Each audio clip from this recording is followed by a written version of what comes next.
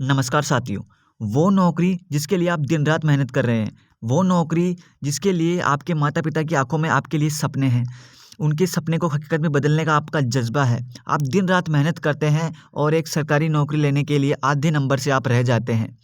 आप क्या सोचेंगे कि भाई मेरी मेहनत में शायद मेरी मेहनत में ही कुछ कमी रह गई होगी। बट दोस्तों ऐसा नहीं हो रहा है, ऐसा नहीं हो रहा है। देखो 4th ग्रेड में और ऐसे 2 अधिकारी सामने पकड़ में आए आरएसएसबी में, जो कि घोटाला कर रहे थे। ओएमआर में यहाँ पर मिसमैच कर रहे थे, वो घोटाला कर रहे थे। तो क्या है पूरा मामला?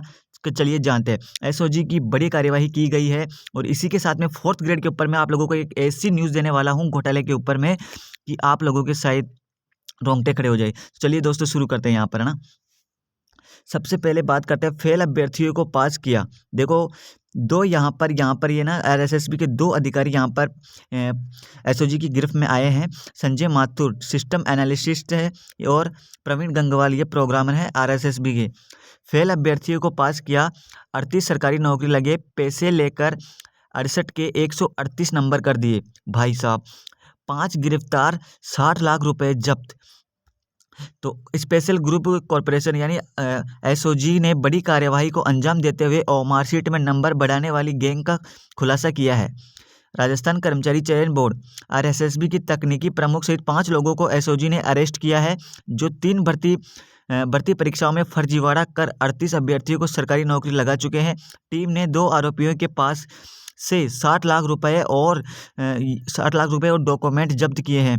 देखो दोस्तों, आप लोगों के सपनों पर और हम लोगों के सपनों पर कैसे यहाँ पर पानी फेरा जा रहा है। हम लोग इतनी दिन रात मेहनत करते हैं और फिर भी हम लोग दोस्तों कुछ नंबरों से रह जाते हैं।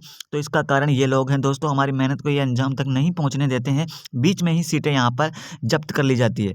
आगे बात करें दोस्तों, देखो कैसे इन्होंने मार्क्स बढ़ाए थे। देखो यहाँ पर स्कैनिंग में देखो ओएमआर में उनके वास्तविक मार्क्स थे इतने, और यहाँ पर देखो रिजल्ट में क्या क्या मार्क्स दिखाए गए हैं।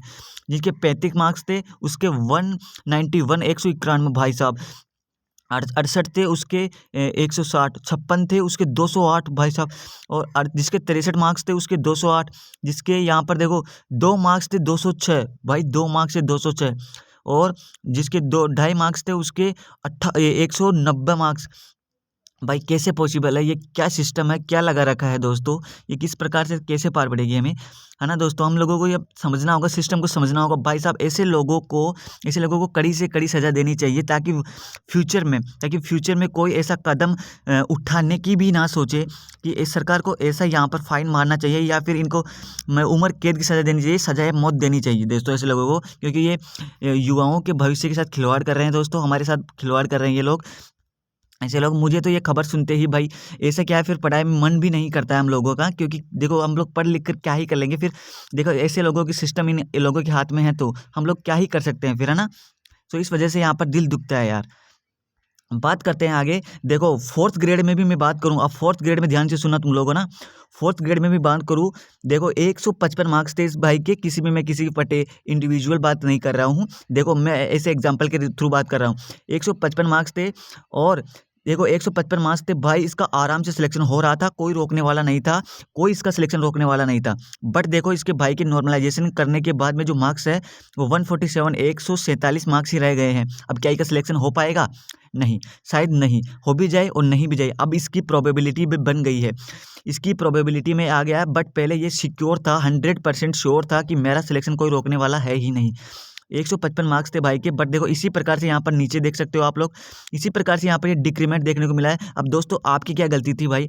भाई इस भाई की क्या गलती थी? अब इसमें भाई पेपर शिफ्ट सरल आ गई, तो इस भाई की क्या गलती है? इसमें गवर्नमेंट को सोचना चाहिए कि स्टूडेंट के साथ में कितना अन्याय हो रहा है यहाँ पर, है ना? तो इसमें इस भाई की क्या गलती है? तो इस प्रकार से दोस्तों हमारे साथ यहाँ पर खिलवाड़ किया जा रहा है। देखो आप लोग, युवाओं को सजग होना ही पड़ेगा दोस्तों, क्या करें अब?